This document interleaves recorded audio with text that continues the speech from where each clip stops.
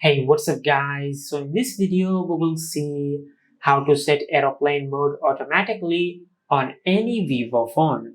Now to do that, just open the settings app on your smartphone, then scroll down and tap on shortcuts and accessibility.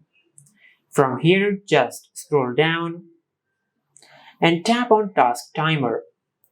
From here, just tap on schedule flight mode.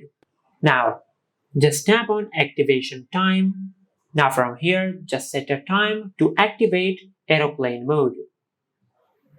Just like that.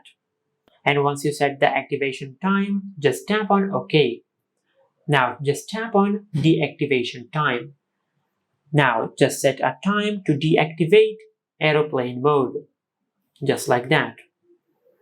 And once you select the time to deactivate the aeroplane mode, just tap on OK. And from here, just tap on repeat. Now just select the days of the week you want to repeat this action. Just like that.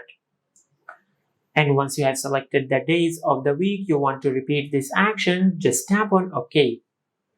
Now from here, just tap on done.